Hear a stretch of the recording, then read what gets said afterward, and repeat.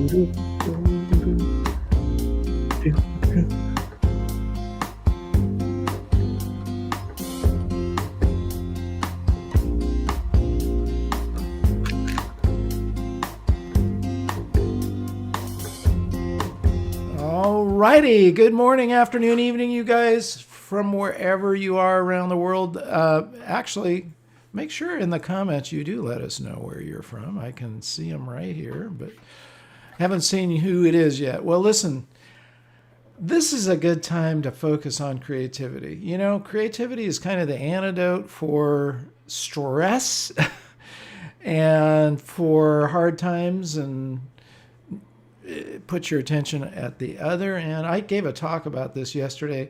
I don't know if any of you guys joined in, but we have creation on one end of the scale, and then we have destruction on the other end. So we kind of want to keep ourselves moving over to the create side of the ledger. Okay, well, listen, I hope you guys are having okay start to your new year and whatnot. Remember to keep in the things we've already covered, like getting out for walks every day and just staying focused on creativity, which is what we're going to do today. Okay, hi Yvette, and I'm not sure who this is, but hi, and Magic. Okay, cool. That's John. John. Okay, there's John. John is from London. Oh, that's John. Okay, cool. Okay, hey you guys, great to have you with us. Hey Amy, let's get our party started. So you guys know I'm Marc Silber. I'm an author, educator, photographer in Carmel, California. And our show is not that screen, Mark. Wrong screen. Okay. Got to press the right button. Our show today, as have our past ones been, is brought to you by our friends at Bay Photo Lab. You've got some specials here, 35% off on calendars. Well, it's not too late to make a calendar, and you get 35% off, 25% off on your first order. Get something made, get prints made. You know, we were talking about creating books. You can also make books at Bay Photo. You can make virtually anything that gets printed, they will make for you. So head on over there and help yourself and help us and help advance your photography. Okay, I'm going to tell, as I like to start these, just tell my own little story. You know, I use an iPhone a lot. Why? Because it's always with me. Annie Leibovitz said the camera she uses the most is an iPhone. It's in your pocket or smartphone, whatever you use. It's in your pocket. You carry it around. I don't always carry a big camera. I should. I'm probably going to get, a smaller something that I can carry, but I've always got my iPhone. So I was, and I take photos. This is a photo I took the other day with my iPhone. And I just want to show you how I processed it. So it's, this is out of the camera here. What I use, and I recommend it in this book here, you've heard of it, Advancing Your Photography.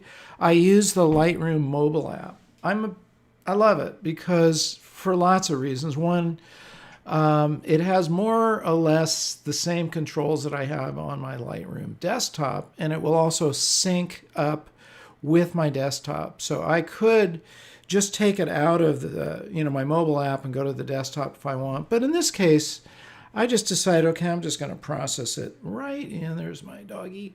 I'm going to process it right in Lightroom. I thought I'd show you my settings.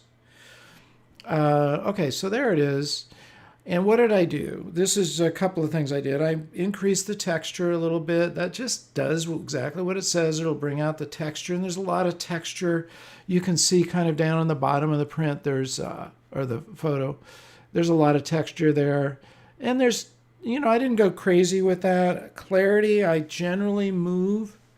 That brings out the mid-tone contrast, and I definitely did that. I did a little, I stayed away. What I do is I just move sliders around and I see if they work or not. But I did a little bit of vignette here. So what does that do? That helps. This is going the other way, but what a vignette does helps burn the edges, darkens the edges a little bit, which is always a good technique because it keeps your eye in the frame. So I just moved that over a little bit. What else did I do? I don't think I play with the color temp too much. I might have moved that a little bit. And then effects. What? No, that was that. Okay, light. Here we go. So I did bring the highlights down a little bit. It was, if you go back to where it was there. I brought them down a little bit. And then I brought the shadows up just a little bit. And I almost always adjust the whites and blacks. So I bring the blacks over as far as I can. I want that kind of deep black that you get, and the whites, I think I might have moved that a little bit. Okay. Anyway, that's what I did, and then I just posted it. So use your iPhone, but process it, without having control over your processing, you're just really limiting yourself. And again, I don't always process right out of the Lightroom Mobile, but it's nice to know it's there. I don't have to run and do a whole lot of importing and exporting and, whatever. I consider this just a casual photograph. This isn't like a serious photograph. This is, I'm out on a walk. I thought it was interesting. There it is. Okay. Casual photography. Bob Holmes has been posting a series of photos that he's taken on his Facebook, mentioning the same thing. He wants to just, photograph every day and keep posting stuff. And that's really important just to stay in shape. Okie dokie. Well, Jared, shall we go ahead and dive into our critiquing? Yeah, and just to remind everybody, if you are new to the show, you can join the AYP Club, which I just put a link up, so you should already be seeing that. Join the AYP Club. I am looking and approving members as they come up, and then when you join, post your photos with #critique. All righty, cool. Okay, so all right, let's get started. Our first image here is from Saad. This is a photo that he took with his Nikon with f8 at 100th of a second, ISO 200. Okay. He captured this in Mosul City in Iraq. That's there's something really simple and cool about it. It's like the the foal. This is a young horse, and your subject has an interesting expression, like almost a bit of surprise. They're both looking into the camera. It looks like, the foal has got an eye on you, so you're attracting their attention, which shows there's a connection there. You didn't worry about the whites being a little blown out. So, if we're gonna get into that, you could have exposed for those highlights a little bit more, so you didn't lose detail. I don't consider it that important. In a way, it even adds to the photo. It's sort of it's that washed out against the horse, because it does. I don't find that detail probably matters that much. And it's, I think it's well composed. You've got the, the kid with the foal more kind of into the right-hand side of the frame, and it does leave some space on the left. So, hey, good job. And definitely black and white works really well. So, all right, Saad, good one. All right, this one is from our friend Yvette. And this was taken in 2010 in the summer. It was part of several photos that were taken. So, you've got I would call this what Dan mentioned in his class the other day on AYP Plus. I don't know how many of you guys were there, but we had an incredible class with Dan talking about bookmaking. I lost track. Jared, how many books did he say? It's like 244 books he's made. Something unbelievable. Yeah, like it was so many books. Some of them he sold for as much as $1,500 each. I mean, this guy is a bookmaker. Not in the sense of a bookie, but a guy who creates books. So he knows a lot about books.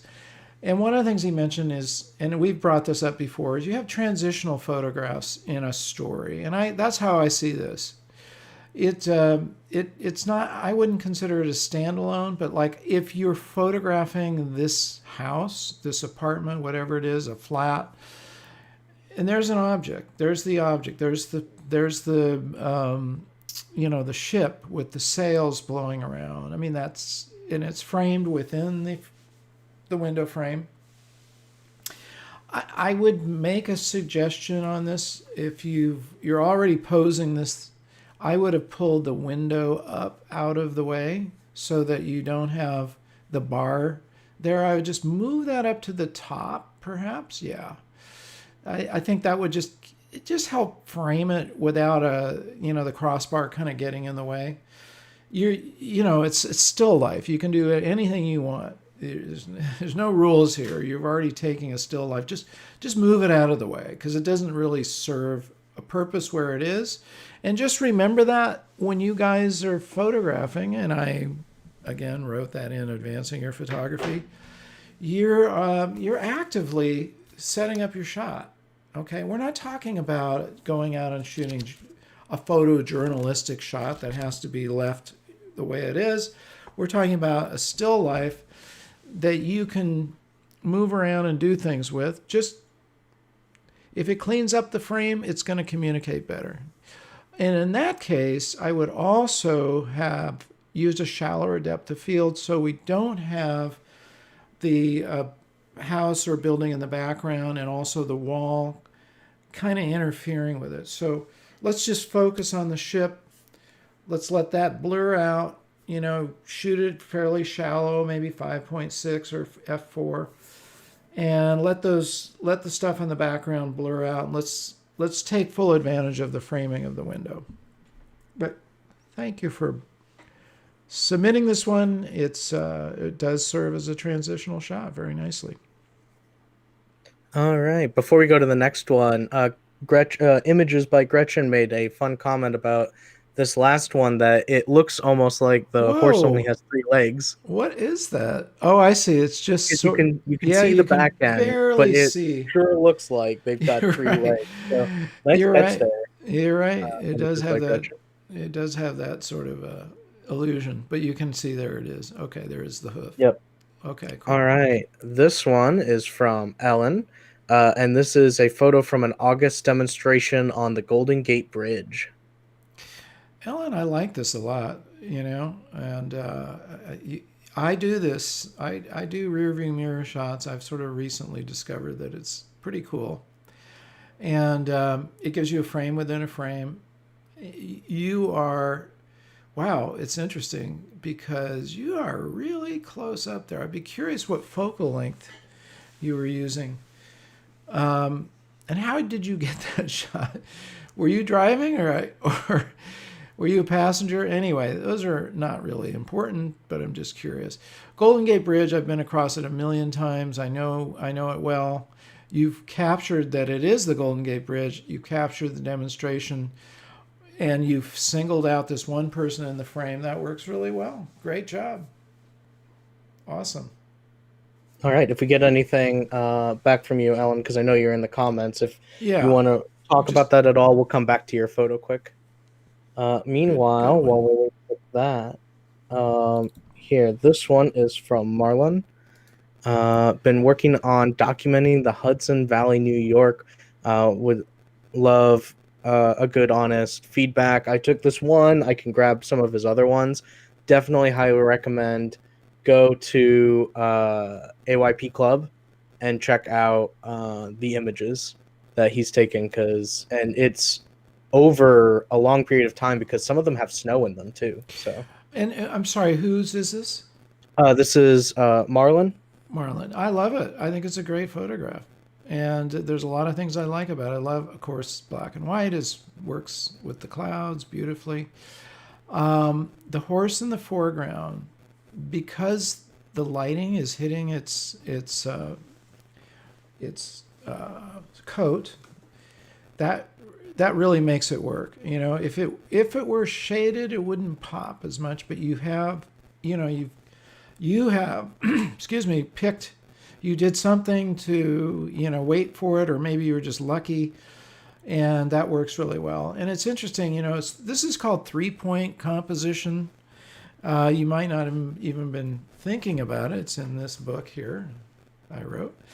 3-point composition is, it's interesting. It's something that's used a lot by painters. And the eye, it balances things in the frame. So you have a kind of a balance in this case of the two horses in the background. And it's a triangle. We don't see that, but the one in the foreground obviously is dominant, but it's balanced by those other two horses. That sky is just tremendous. Hey, good job. I love it. And by the way, I don't know what you're using for your black and white processing. I'm a huge fan of Silver Effects Pro. We're going to have Doton Sagai on. Oh, well, he's going to be an AYP Plus. Sorry, if you're not a member, this is a good time to join. He's going to give us a class on, what's the date, Jared? It's a week from Tuesday. It would be the 26th. 26th, he's going to give us a full class on using Silver Effects Pro. Great processing tool. Anyway, okay, good. Excellent job. Get a print made. Make sure you're printing, you guys, because that deserves to be printed and framed and put somewhere, or part of a book. I'd love to see this in print. Yeah, I think in this case, having seen all the other photos that you have of this project, it would make a really good book. Yeah. If you're not an AYP Plus member, you should become one, of course.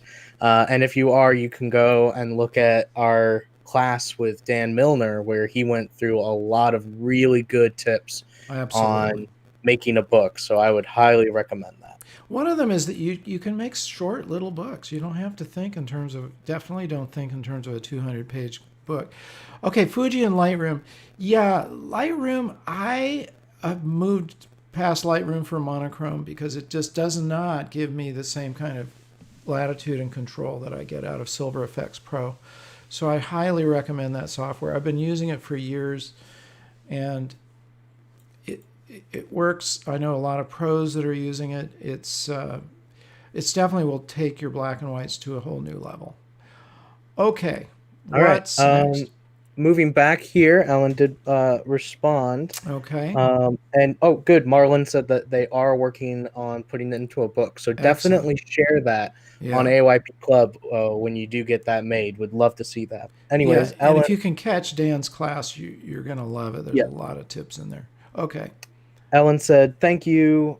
Sitting in the back seat, fairly long focal length. Okay, good. For this photo. So I'd hate to see you driving when doing this. Yeah, you can tell it's a long focal length because you're bringing, for sure the people on the bridge on the left, that's very compressed. It works really well. So that was a good job. Excellent. Thanks for clarifying that. All right, our next one. This is from Paulo, and the caption that Paulo, I think this is the title, is "The Woman." Wonderful. It's got so many things going for it. You got a leading line right up to the woman. You got a lot of texture there in the bricks, and I love that streak of light that's coming off the starburst. Now, I see a drop. I see drop. So it looks like you're shooting it through a window. Is that right? I'm sorry. That's not a drop. That's a street light behind. Yes. I thought that was a water drop. Okay, street light behind. That streak across her, and then on her feet. That just helps identify her, And that's what I might call a subject identifier, which is really it's like in the horse one, we had the same thing, the bright light on their coat, on that horse's coat. It identifies your subject. Do everything you can to help your viewer. Just like in writing.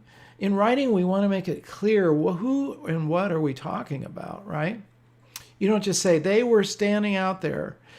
No, you say the woman was standing on the street with long shadows and the streak of light. You describe it, and that's what you're doing here visually. You're getting our subject clearly defined. Like, I don't look anywhere else. Even though, there's the starburst, that's still part of her frame as far as I'm concerned. And even the sparkly lights coming off of the car to the left, you could argue, well, does that pull your eye away? And maybe, you could have processed it. No, I think it adds interest. I really do, because it kind of it still keeps your eye on the frame. And my eye is just drawn so strongly to her. It does, nothing else is going to pull it away. So this is a really good capture, and a really, good job of putting it into a black and white. You got the moment, which is great, with that. With her walking and the streak and the shadow, it all comes together beautifully. Good job. All right. Our next one. This is from Antonio. And the caption with this: my daughter received a couple of huskies for Christmas and decided to do a photo shoot of them before they would grow up so that we have something to remember when they were only 8 weeks old. Used a Oh, teal background to accentuate the eyes. boy, do I know what that's all about. Yeah, that certainly does. And you got to photograph your dogs. I'm going to just divert here for a second, but we recently lost our unbelievably, how do we describe her? She was not only part of our family. You've even seen her in AYP, Shyla, and I simply made a video of all the photos I took of her over the years and some video clips. Most of them were just done on my iPhone, and it was a tribute to her. But also it helped me heal, because I got to kind of like take that whole span from the first day we got her basically all the way through to the end, and it was a really warm, beautiful tribute. So definitely take lots of photos of your animals and your family, and you can put these things together in a book. You can do all sorts of things. Anyway, that's a great playful photograph. The teal background works really well. You're right, and that certainly accentuates the eyes. It's a cute photo, and it expresses these rascals. These little puppies that are gonna just play all day long. So good one. All right. This is from Christian. This was part of, he posted several photos from when he went to New York for holiday in 2015. He said, I really struggled with choosing the pictures and if I would post them in black and white or in color. I find it so complex to choose how your picture looks the best. And yes, I know it's best to visualize before you take the picture on how it should look in the end, but that's easier said than done. Yeah, I wouldn't worry about that too much. Um, because often you don't know. Visualization, remember, comes in at every stage of the process. You don't have to stick with your original visualization. I don't know if that's been made clear. There isn't just one visualization. There's visualization all the way through the process, even up to the point of sharing. You visualize, like, what do I want to do with this photograph? Do I want to frame it? Do I want to put it in a book? And those things can change. There's nothing that says you have to stick with that first moment of visualization. So, often I don't know if I think maybe it's a black and white, but I don't really think about it too much. I'm busy just capturing the photograph.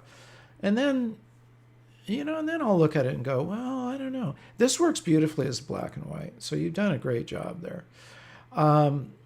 I love this photograph.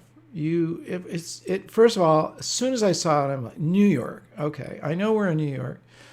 The girl looking up, that's what really makes this photograph.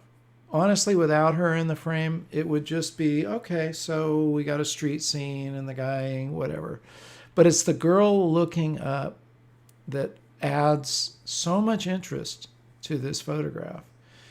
And she's not quite looking at that guy, is she? It doesn't matter. She's looking at something, maybe another billboard or whatever.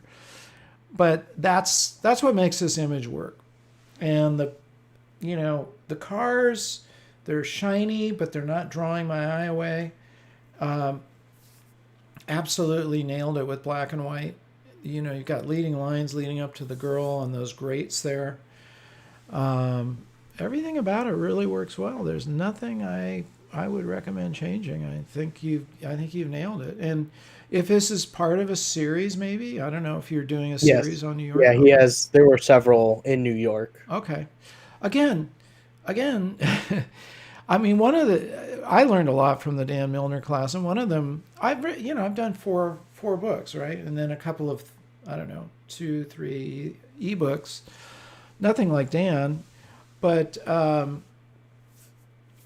I tend to think in terms of a big book project, and Dan's like, yeah, you can make short little books, and you might make a book with 12 photos in it, right?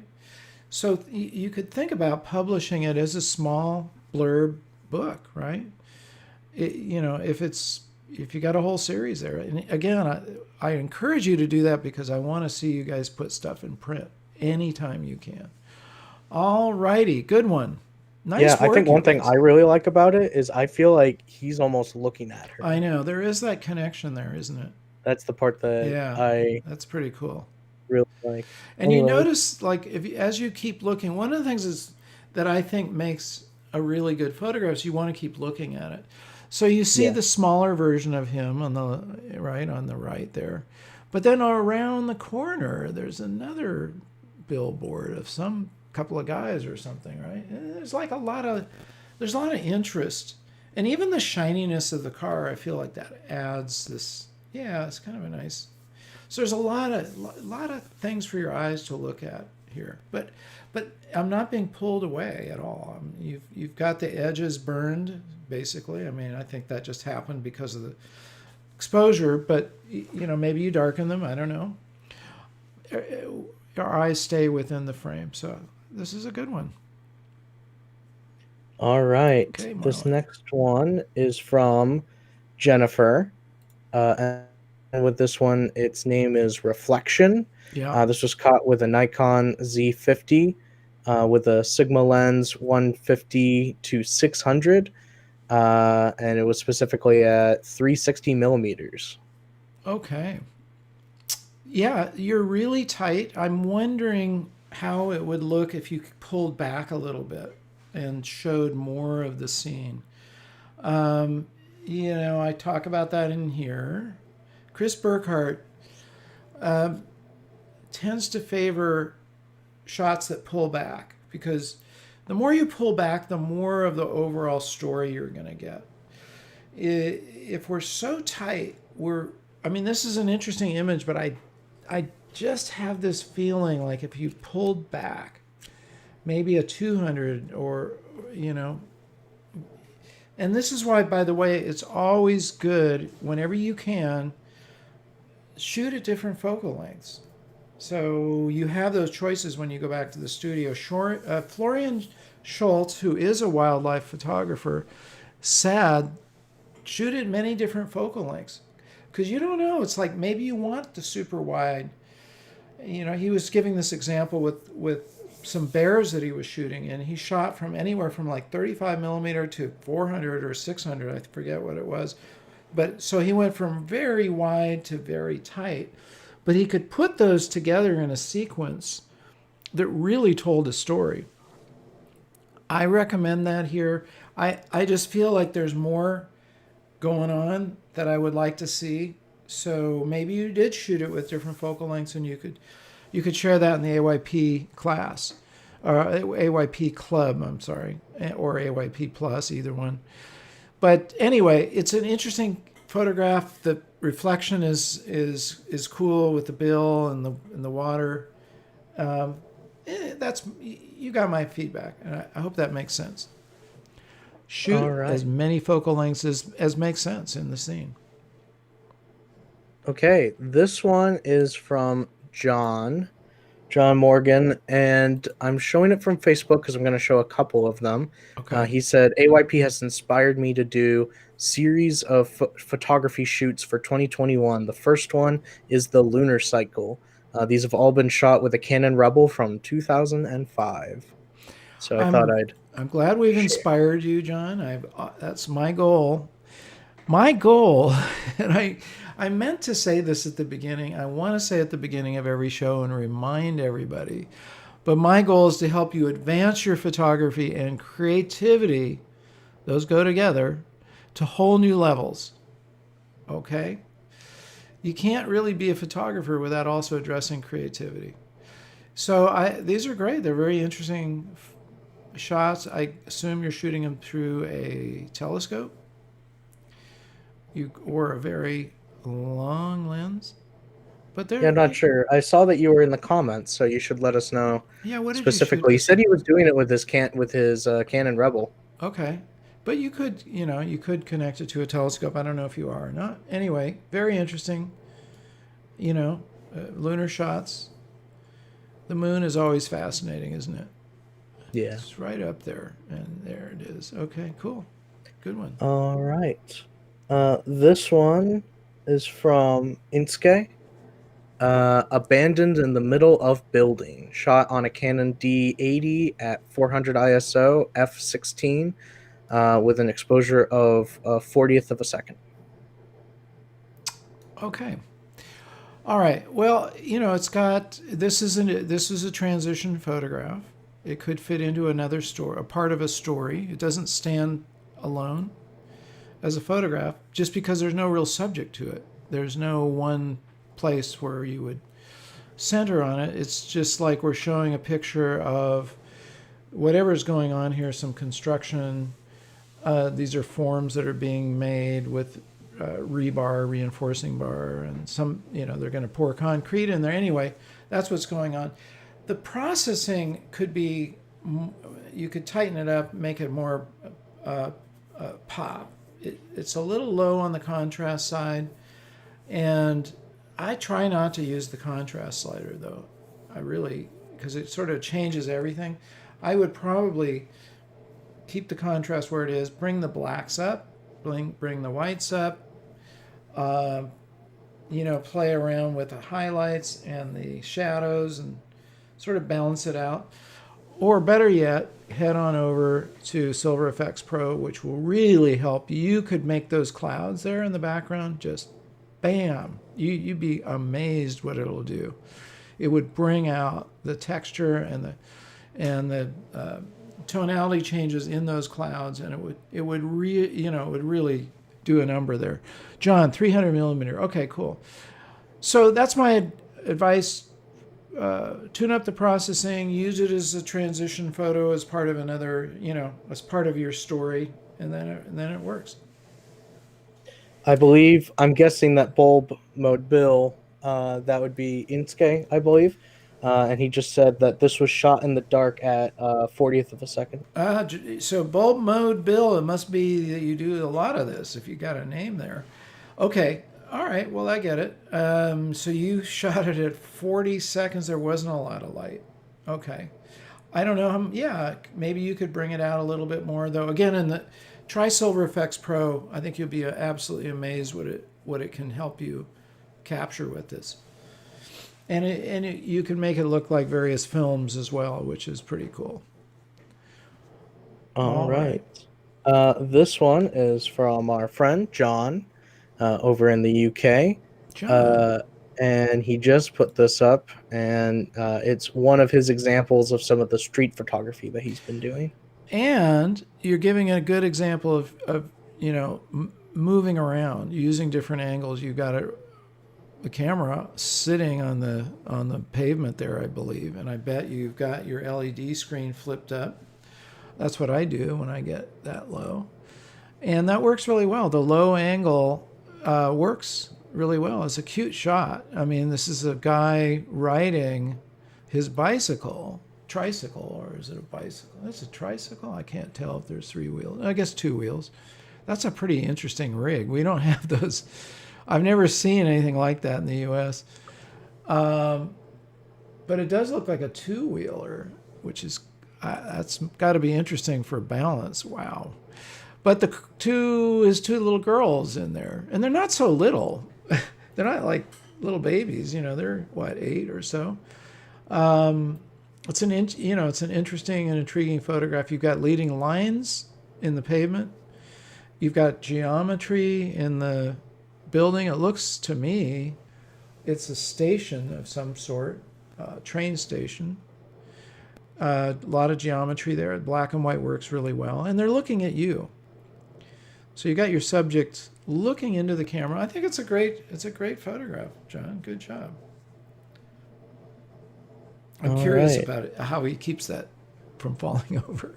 I mean, there's Yeah, got to that be. must take excellent balance and also very still kids. Yeah, that's what I was going to say. If they move around at all, or he's going to be, you know, tilting. Anyway, that's pretty interesting.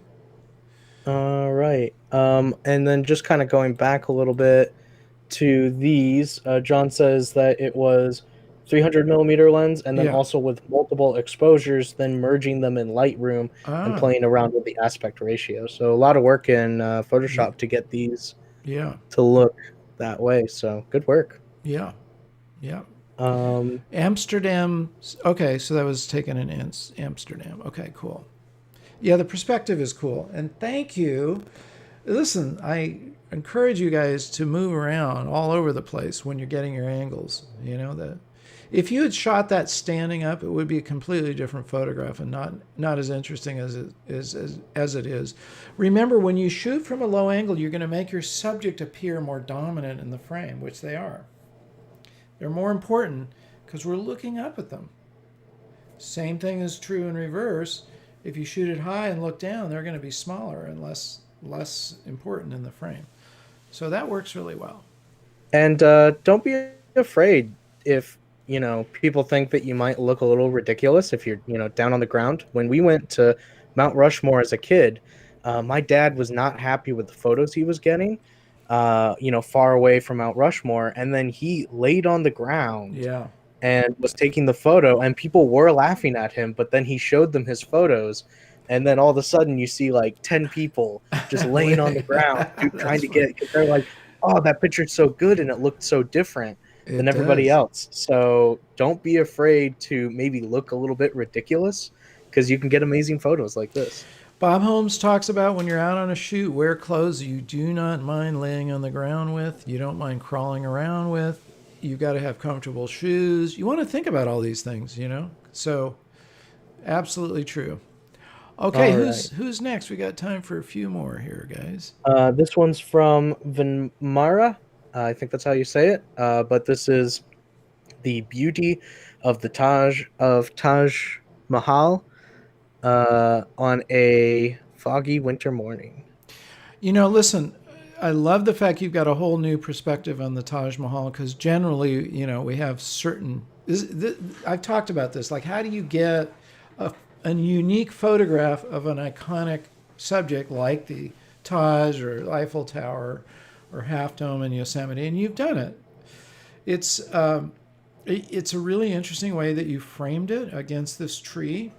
Kind of, there's the Taj, which is the jewel, right? But you've done a good job at placing it in the background. It's hazy, so we see it, but it becomes a more of an interesting artistic and creative photograph this way. And you've done a really good job of moving so that the leaves are just on the edge of that.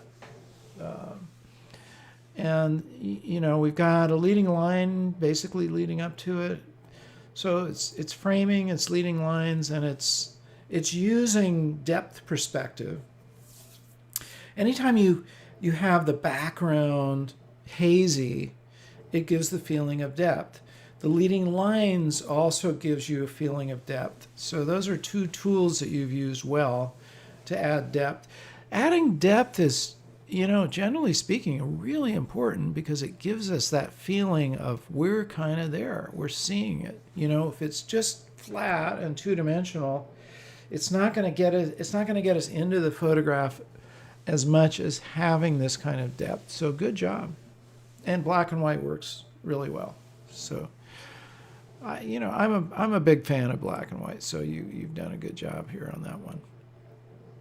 Looks like we have some more folks joining us. Thank you, guys. You know what I didn't do, Jared, at the beginning, and we might. Oh, you're right.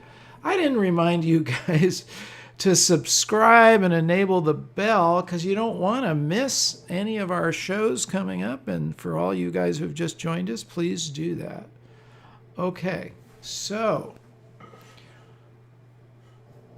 All right. This one is from Wayne. My sister-in-law cooking real, authentic Chinese food. On my recent visit to Texas, when you walk into their home, you're overwhelmed by the smell and the feel of her own garden-grown vegetables, herbs, and spices. you know, I love that photograph, and I immediately got that feeling of like the warmth of her face, and here's her cooking, and it's almost like you can smell it. I see this as part of a series with that family, perhaps, and it's a great image. It's just like, let me show you what I love doing. You can see the love in her face, and she's in her kitchen, she's in her element. The black and white works really well. I see it as part of a series, but it stands out because you've made an environmental portrait of her. This is her element. She's doing what she loves doing, and that's a portrait of her. Environmental portraits I consider really important to have in your toolkit. So if we took her outside, let's say, and put her in a different environment, you get a totally different feeling than what you've got here, which is her element, her environment. Let me show you me, because a person takes on it's not just their face and their own body and their clothes, it's their environment that tells their story as well. So you've done a really good job capturing an environmental portrait. Excellent. You guys are doing great. I know. Such great images today. Absolutely. All right. This one is from Samrat. And welcome to the AYP Club. They just joined today. Oh, good for you. And this is a photo from Nepal. They just made it black and white and then a couple of corrections. Yeah, it works really well. You've got a low angle. We were just talking about that, which makes the subject more dominant. We've got a silhouette, very powerful compositional tool. The trees silhouetted, the clouds are, very interesting and dark, and you framed it very nicely against the clouds because it kind of, the edge of the clouds, yeah, right there. It gives you a nice frame. This is a good photograph. We could play around with the cropping, and some people might say, well, why don't you crop off some of the space at the bottom? If you do that, what you're losing though is you're losing that perspective of looking up. So I wouldn't do that. It's very clean. It's a very simple photograph, and it tells a story. All right. This one is from our friend Robin Mitchell. The story behind this one was that they took this during his first trip to the Rocky Mountains, and then it was -3 degrees when they were there, and his gloves had failed him. And so if it wasn't for the little hand warmer pouches, if you live in a cold environment, you're definitely familiar with those. Yeah. He said that he's afraid his fingers might have fallen off with how cold it was. Ouch. Yeah, I know what that's like, believe me. Okay, you've gotten the foreground ridge here in light, which is good. That's really the subject of the photograph. But a little bit of light on the upper ridge there as well. Yeah, up there. But the foreground ridge is really saying, hey, this is the substance of this photograph, and that works really well. Okay, I'd love to see a punctuation point of some kind, meaning something that's, it's hard sometimes. The only thing that could really work here is maybe a bird flying around, but maybe you don't have any birds in it, so you're not going to get that. But, you've taken a portrait of this mountain, and we call it portraiture because, it is a portrait. It is showing this mountain, the ridge, the sunlight, the snow, the texture of the trees all that adds up as a kind of a nice, interesting photograph.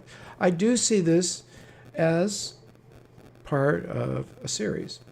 Okay, but in that case, I think it works really well. Good one. All right. Here's a genre that we don't see much of. This is from our friend Chicagoland Jared. Hey, good cooking. He said that he was stress baking, and then he also said that food photography wasn't one of his strengths. Usually, just eating the food is what he prefers to do. But he really wanted to try and capture something with the food that he had just made.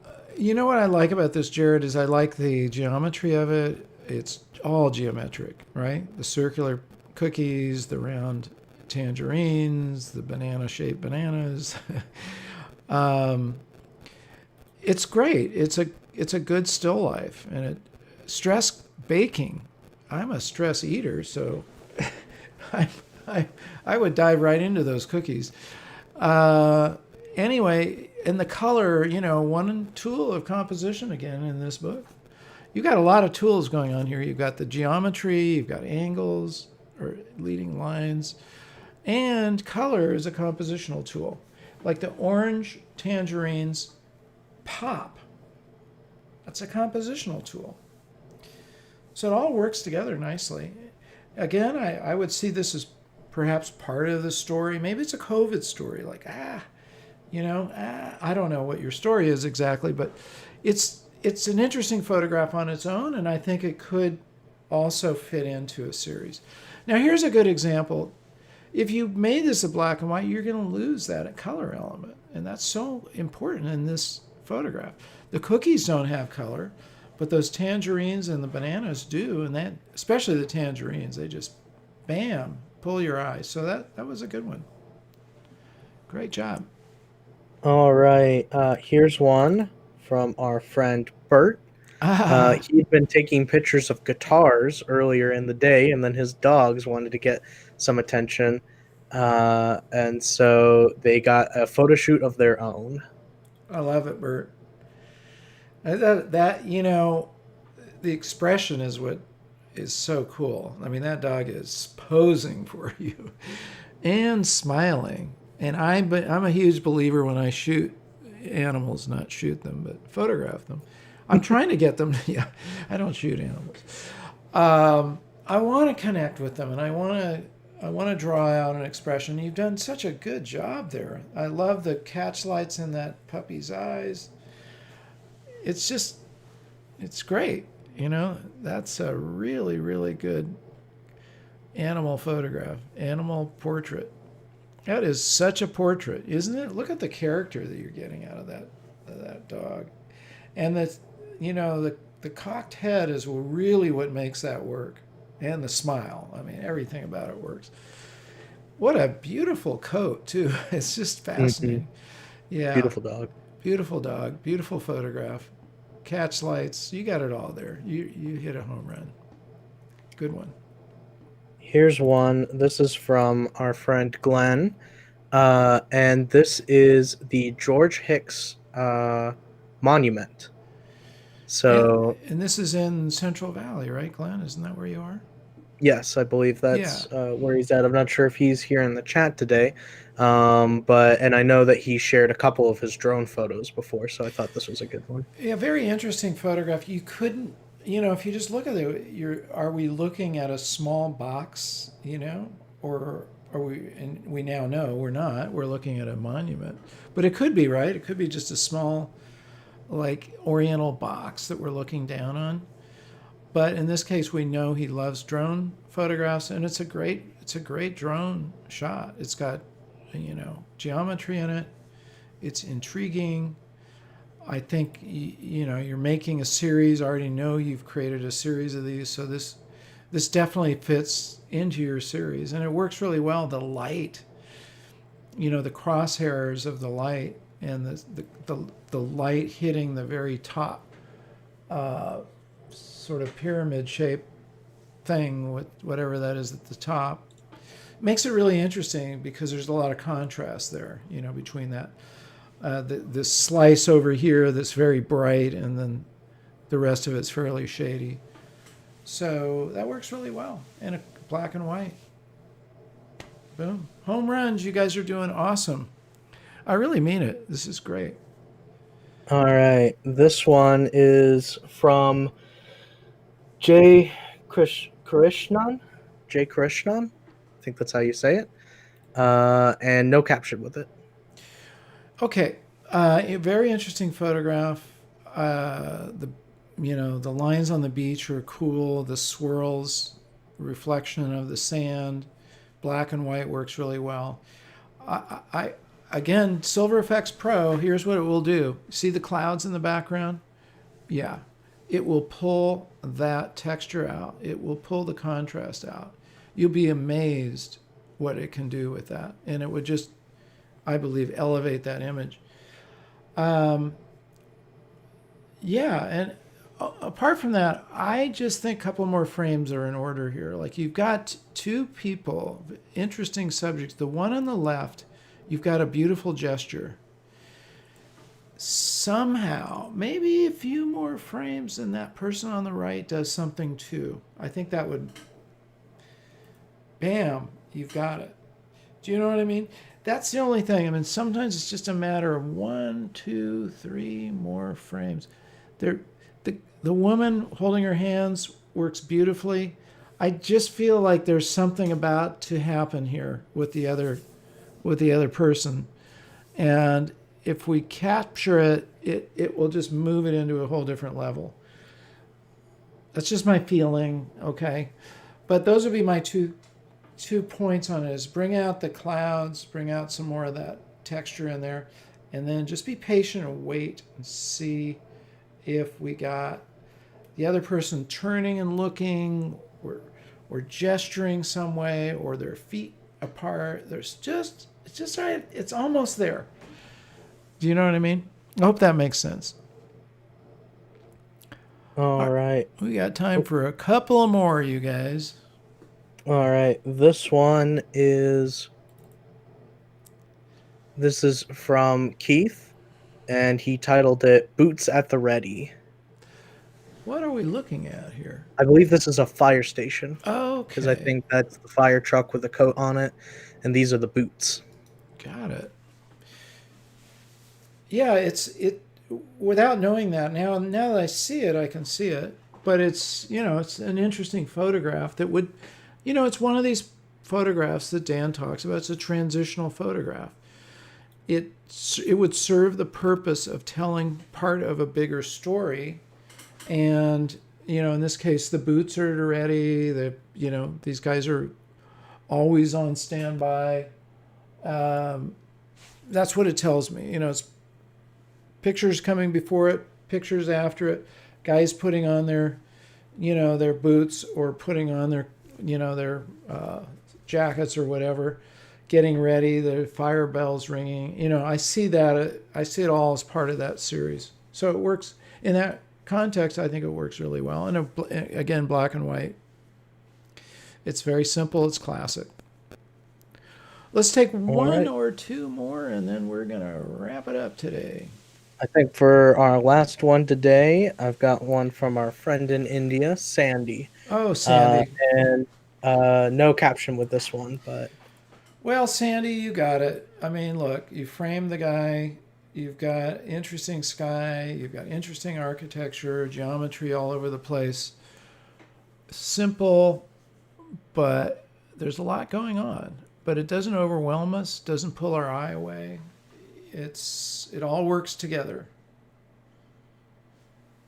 Good one, I'd be Sandy. I'd be interested in just kind of exploring this one idea because we have talked a lot about whether to do color or not, and we've Yeah, seen that Sandy does black and whites, so this was definitely a choice to make yeah. this one color despite it being muted. What do you think of that? I think I just leave it just the way it is, and yeah. I saw that right away. It's your choice, and it works. It's just good. It adds some interest to it. Yeah, I could see it easily as a black and white for sure, but there's a reason why he left it that way, and I think it works. I think it's a good choice. yeah, shows that there are no rules. There are You no know, rules, and it's you choose. It's your artistic. we're artists and we make these decisions, you know.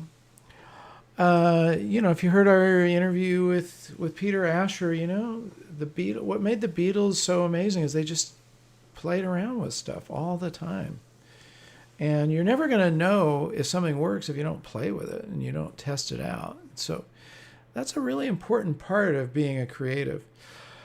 Okay, well, listen, I mentioned this before. I'll mention it again. More and more, I feel like what I can bring to you guys, the value I can bring to you is not just photography. And I'm happy to do that, but creativity. I really am proud of this book. I'm proud of all my books, but I'm really proud of this one because it brings the process of creativity out into a really easy to kind of absorb way.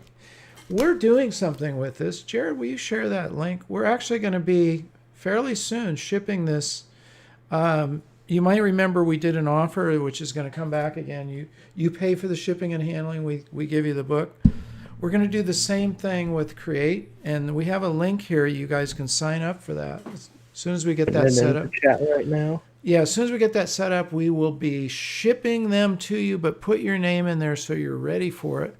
Because listen, there's a lot of channels out there talking about gear and photography and software. I think what makes us unique is we're not just talking about that stuff. We're talking about the creative, the artistic side of it, the visualization, that all these tools that you're not really going to hear anybody else talk about very much. So I hope you guys agree, and please tell your friends, okay? So tomorrow we've got our short edit of Peter Asher coming up at 10 o'clock about the Beatles, how he was the first person in the world to hear I Want to Hold Your Hand, which set off the entire Beatlemania in his basement at his house with John and Paul on a piano. I mean, what a story. And other stuff about how to be inspired. Yeah, there you go. How to get inspired. Anyway, this is a really cool little short edit. We're going to do more edits out of it, but that's going to hit you guys tomorrow at 10 a.m. Please watch it. Leave your comments. Share. Do all this stuff. Subscribe. I might as well say that right now. Don't forget to subscribe and enable the bell. Tell your friends, okay? We want to grow this channel. You guys can help us do that. And that's until our AYP Plus class, which is coming up next Tuesday, where we're going to unpack. We've had two kind of major classes recently. We're going to unpack some of the context of what Peter Asher was going over in terms of photography. We're going to translate that from just music to photography. We're also going to unpack a lot of what Dan talked about as far as creating books. So it's not too late to join AYP Plus, you guys. It's a pretty low monthly fee. If you want to join it by the month, you'll get a bigger discount if you join by the year. Maybe Jared could also stick that in there. And then next Thursday, we're going back to Thursday for the critique show. Next Thursday, we'll see you guys back here again. I believe that's all the news. I did do a podcast on creativity. We'll stay tuned for that. If you guys are not in our newsletter, you should definitely, that costs you nothing. Jared will put the link in there. Definitely get into the newsletter because you'll get all our news every week, what's going on. We got a lot of stuff going on around here. Okay. That's about it. Thank you guys for your great work. Keep it up. Stay safe, stay well, stay creative. Say it with me. Remember to capture your own images of life. Love you guys. See you soon. See you tomorrow on Peter Asher. Okay? Take care.